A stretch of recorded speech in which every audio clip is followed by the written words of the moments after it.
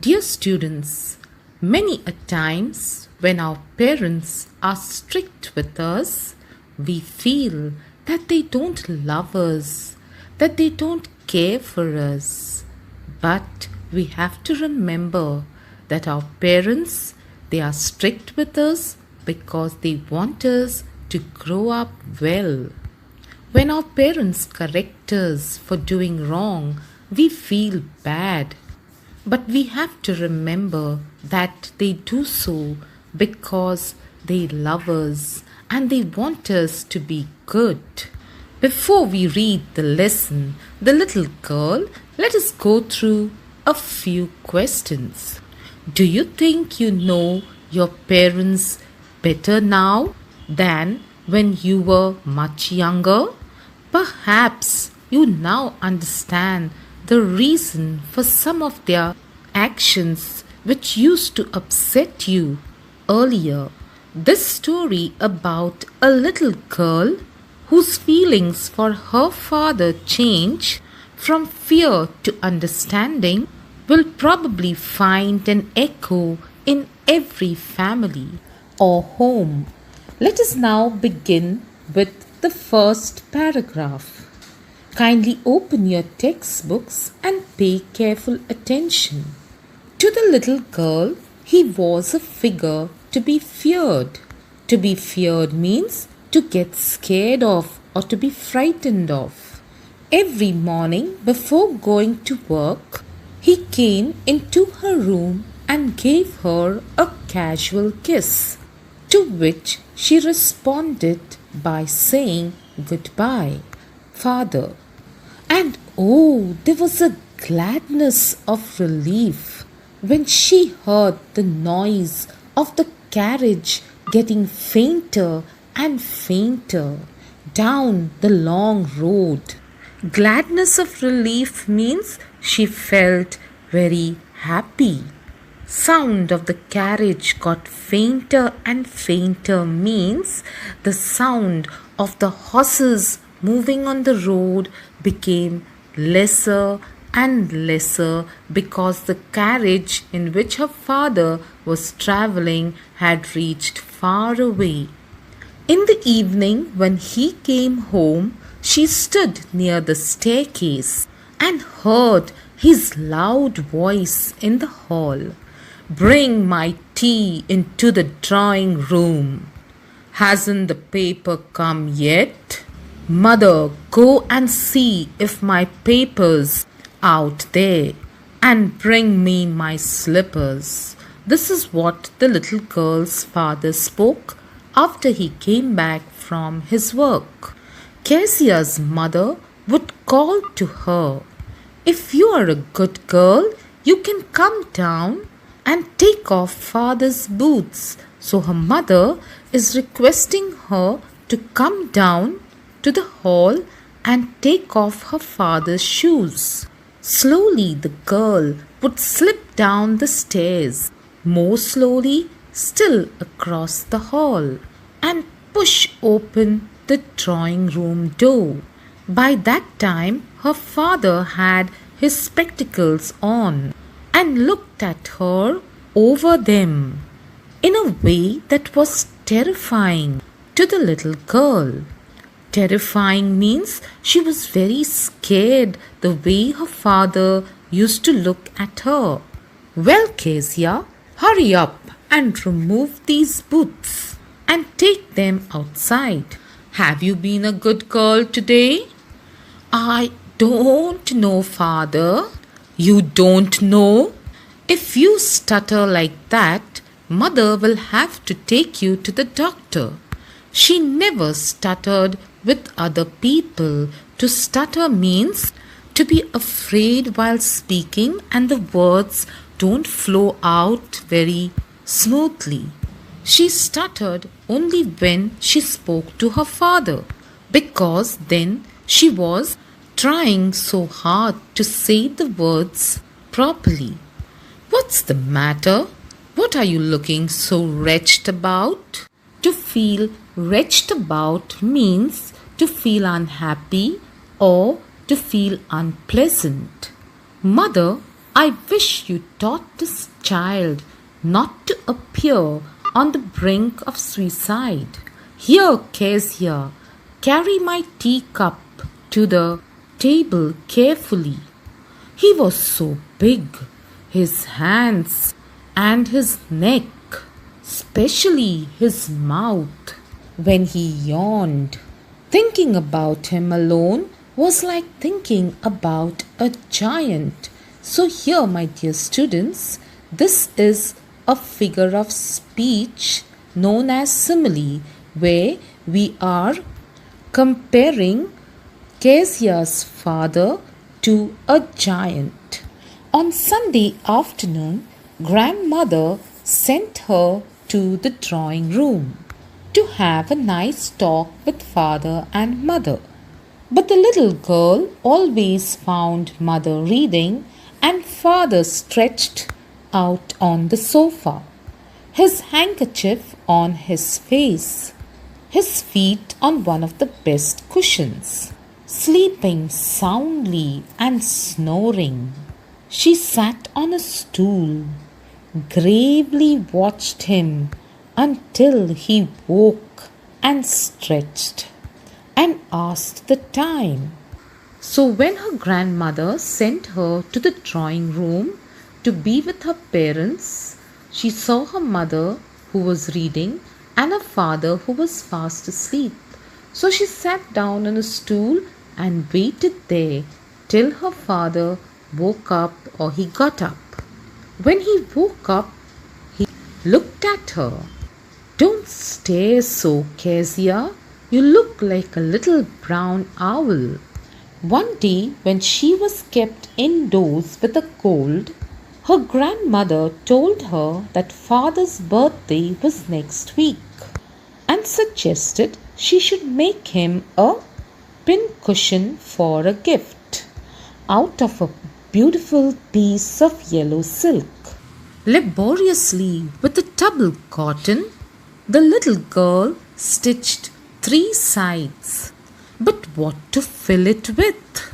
That was the question. Now, since she was preparing a cushion for her father, she had already stitched 3 sides of the cushion. She only had to fill something inside so that she could make the cushion ready. But now she was thinking what to fill inside in order to make the cushion.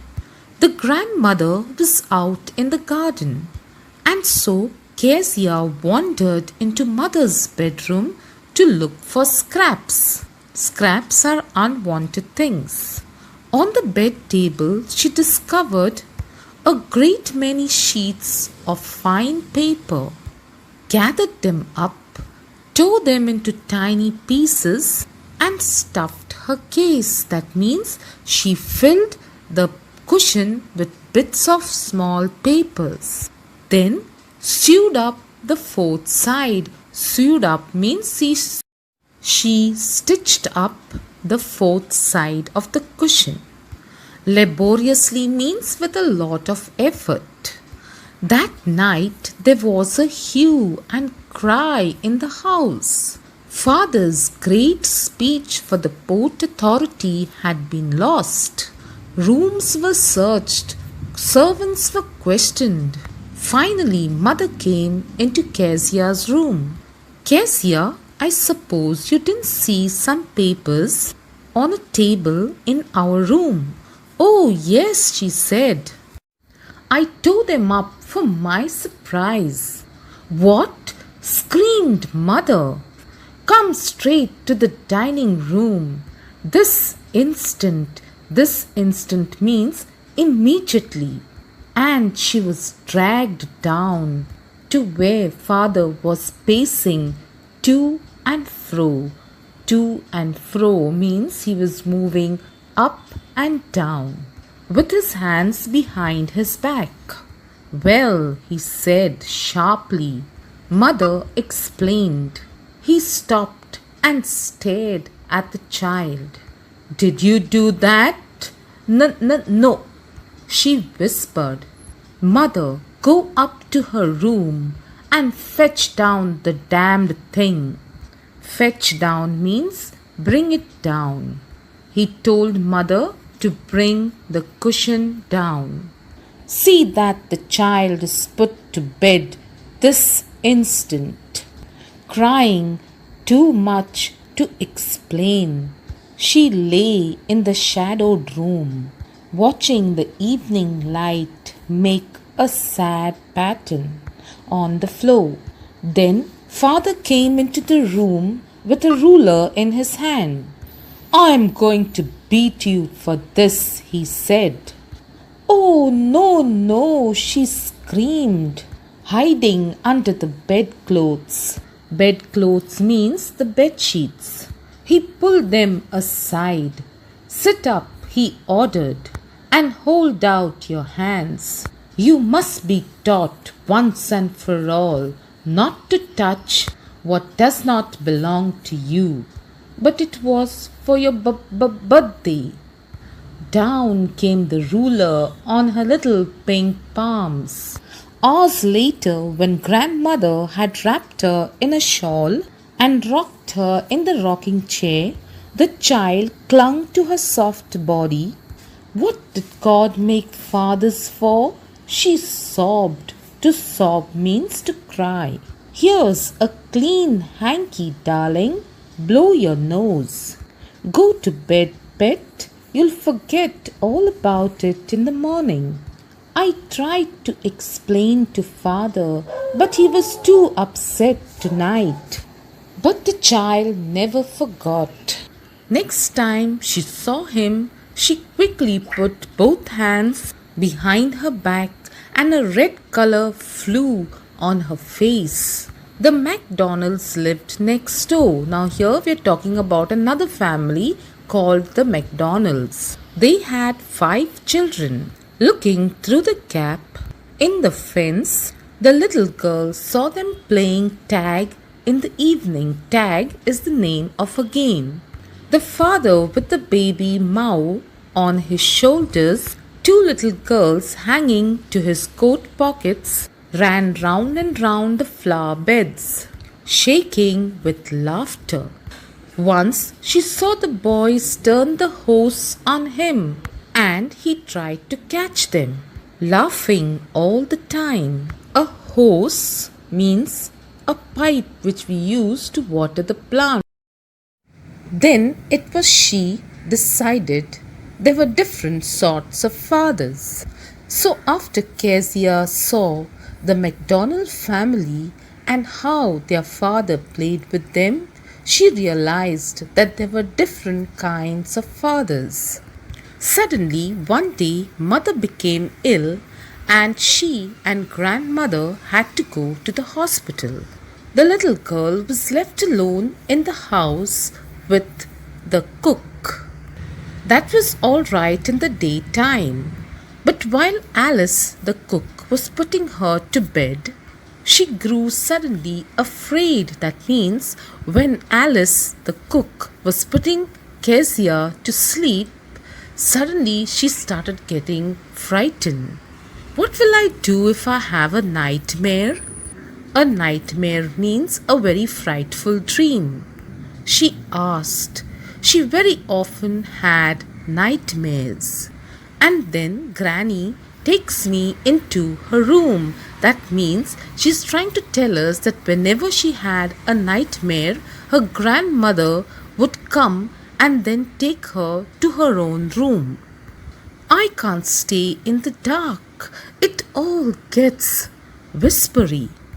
You just go to sleep, child, said Alice, pulling off her socks. And don't you scream and wake your poor pa. But the same old nightmare came. The butcher with a knife and a rope came nearer and nearer, smiling that cheerful smile. So she's explaining the nightmare. In the nightmare, in that very bad dream, she would see a butcher. A butcher is one who kills or slaughters animals, and she would see him with a knife in his hand and with a rope coming closer and closer towards her, while she could not move. She could only stand crying out, "Grandma, Grandma." She woke shivering to only see father beside her bed. That means when she was shouting and screaming in her dream, her father heard her and he came into her room and was there by the side of her bed, a candle in his hand. "What's the matter?" he said. "Oh, a butcher, a knife. I want Granny." He blew off the candle, bent down, and caught up the child in his arms, carrying her along the passage into his big room. A newspaper was on the bed. A half smoked cigar was near his reading lamp. He put away the paper and put the cigar into the fireplace. Then carefully tucked up the child. He lay down beside her, half asleep, still with the butcher's smile all about her. It seemed she crept close to him, snuggled her head under his arm, and held tightly to his shirt. All this shows us that Kezia was very frightened. Now, not frightened about her father, but frightened about the nightmare. Then the dark did not matter. She lay still. "Here, rub your feet against my legs and get them warm," said father. Tired out, he slept next to the little girl. A funny feeling came over her. Poor father, not so big after all, and with no one to look after him. He was harder than grandmother, but it was a nice hardness. Every day he had to go to work and was too tired to be a Mr. MacDonald. She had torn up all his beautiful writings. She stirred suddenly and sighed. To sigh means to feel sad or to cry. "What's the matter?" asked her father. "Another dream?" "Oh," said the little girl, "my head's on your heart. I can hear it going. What a big heart you've got, father dear." So Kezia finally realizes that her father is such a loving person. When she was alone and crying, her father comes, picks her up, holds her in his arms, and lets her sleep with him. Thank you, dear students.